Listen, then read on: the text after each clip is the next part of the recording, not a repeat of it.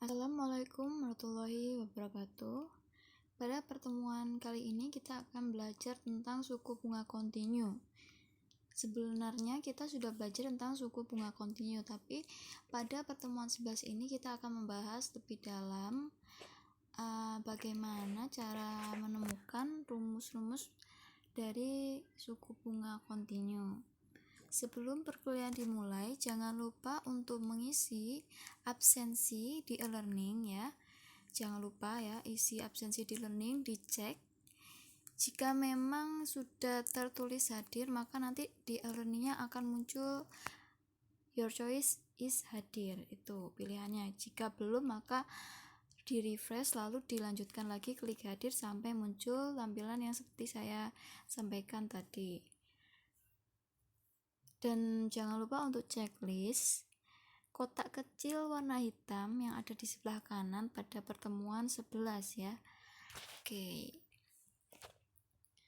Selanjutnya kita akan belajar dulu tentang suku bunga kontinu di pendahuluannya. Di sini kita kenapa sih kok harus menggunakan suku bunga kontinu? Kenapa ada suku bunga kontinu? Jadi suku bunga kontinu itu ada karena misalkan pemberian bunga itu kan dilakukan setiap bulan, setiap minggu, setiap hari.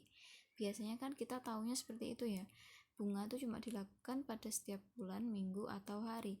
Tapi pada kasus nyata ternyata ada juga pemberian bunga yang dilakukan setiap jam, menit, bahkan setiap detik dan seterusnya. Jadi bisa setiap saat. Atau dengan kata lain, maka jika diberikan secara terus-menerus, maka diberikan secara kontinu. Inilah yang disebut dengan suku bunga kontinu. Nah, ingat kembali pada materi pertemuan 6, kita sudah belajar tentang suku bunga kontinu. Nah, ini ada definisi-definisi dari continuous compounding, itu digunakan jika periode perhitungan menjadi lebih pendek dari harian. Berarti kan masuk dalam jam, menit, detik. Nah, contohnya misalkan adalah pertumbuhan penduduk dan penyebaran penderita penyakit. Nah, dalam kasus tersebut maka kita gunakan persamaan bunga majemuk atau compound interest biasa, yaitu S sama dengan P tambah I pangkat T. Tetapi dengan I atau R mendekati 0 dan M mendekati tidak terhingga, persamaan tersebut akan menjadi persamaan kontinu, yaitu S sama dengan PE pangkat RT, atau biasanya kalau S itu di matematika keuangan itu disebut dengan future value, nilai yang akan datang, dan P itu adalah present value atau nilai sekarang. Nah, kemarin kita masih belum tahu caranya gimana kok bisa diperoleh rumus S, PE pangkat RT. Nah, itu diperolehnya, ini contohnya kita lewati saja. Kita perolehnya itu dari persamaan matematika. Persamaan matematikanya itu misalkan kita memiliki tingkat bunga tahunan ya, terus per tahun itu konstan dan sama dengan I. Kita bagi dalam setahun menjadi N interval, setiap interval memiliki delta T, maka kita peroleh N-nya dikali delta T sama dengan 1. Nah, maka N-nya sama dengan 1 sampai delta T.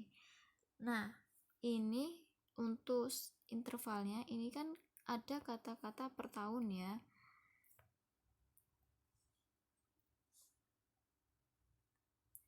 Ini kan ada kata-kata per tahun dalam 1 tahun. Nah, coba kalau dihitung 1, 2, 3, 4, 5, 6, 7, 8, 9. Ada 9. Ya, ada 9. Tapi di sini mintanya per tahun. Bukan berarti kalau per tahun harus 12. Saya sudah jelaskan kemarin di pengalaman. Dalam setahun itu kita bisa membuat dia per semester. Berarti cuma ada 2. Atau per 3 bulan. Berarti ada berapa? Kalau di 12 bagi 3 berarti ada 4. Nah, ini hanya ada 8, gak apa-apa. Karena memang asumsinya seperti itu. Jadi gak perlu bingung kalau misalkan N-nya tidak memenuhi 12. Misalkan N-nya 8 juga gak apa-apa. Oke. Nah, misalkan pada waktu T selama setahun jumlah investasi yang harus dibayar adalah ST. Dan pada akhir interval jumlah yang masih harus dibayar adalah S T ditambah delta T. Tingkat bunga untuk setiap interval adalah I per N atau sama dengan I kali delta T. Jadi kan kita tadi sudah punya waktu selama 7 tahun ya. Bukan 7 tahun, T selama setahun. Tadi ada N interval, tadi N-nya ada 9, berarti ada 8 langkah. Misalkan pada waktu yang harus dibayar itu adalah pada waktu di awal adalah ST ya, lalu di akhir adalah ST plus delta T, maka untuk tingkat bunga per setiap interval ini itu diperoleh I, tingkat bunganya berarti I dibagi N kan, misalkan I nya ada 8, berarti I dibagi 8. Nah, atau sama dengan juga I dikali delta T. Oke.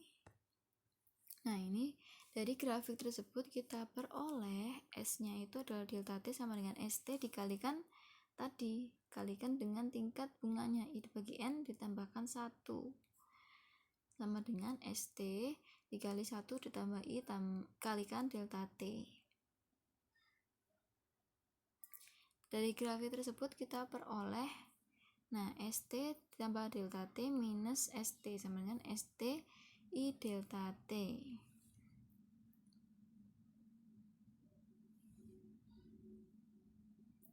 Atau bisa kita tuliskan, ini kelihatan enggak ya? Nah, dalam bentuk ST plus delta T minus ST dibagi delta T sama dengan ST dikali I.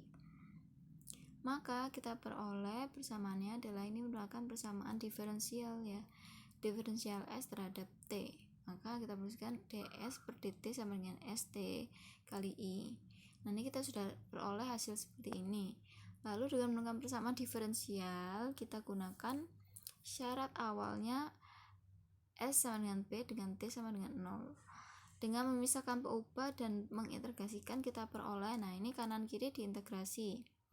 Masih ingat integral 1/S itu sama dengan apa? Ln S. Kalau integral I, maka tinggal I dikali T ditambah C. Ini adalah bentuk integralnya. Syarat awal adalah S sama dengan P dan T sama dengan 0 akan menghasilkan C sama dengan ln S0.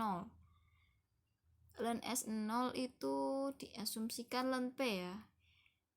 Tadi kan nilai awal dari S itu kan ini P, seharusnya ini C adalah ln P bukan ln S0. Nah, ln S min ln P itu sama dengan IT. Maka kalau di lenan, kalau dikurangi maka dia berubah menjadi pembagi. Ln S bagi P sama dengan IT, maka S bagi P sama dengan E pangkat IT. Ln-nya dihilangkan, jadi sebelah kanan menjadi pangkat. Maka kita peroleh rumus yang tadi adalah S sama dengan PE pangkat IT. Nah, untuk contohnya bisa dipelajari di sini untuk nilainya. Seorang investor melakukan investasi $100 hari ini dengan interest rate 10%, compounded continuousnya sampai dengan 5 tahun. Maka setelah 5 tahun nilainya kita punya PV-nya $100, N-nya 5 tahun, interest rate-nya 10%. Maka dengan menggunakan rumus tadi, maka PEIT kita sudah punya P atau PV-nya itu adalah 100, I-nya 5 dikali 10%. Kenapa Bu kok ini tidak dibagi 12 N-nya? Karena dia dilakukan per tahun, dan per tahun itu dia sebanyak 5 kali, maka tidak perlu dibagikan 12. Kecuali compound continuousnya sampai dengan setahun dihitung selama semesteran. Nah, itu nanti baru 1 dibagi semesteran berarti ada 2, 1 dibagi 2 berarti 0,5. Itu ya perbedaannya. Oke, terima kasih. Jika ada pertanyaan bisa disampaikan di grup WhatsApp. Sekian pertemuan perkuliahan hari ini, semoga ilmunya bisa bermanfaat. Wassalamualaikum warahmatullahi wabarakatuh.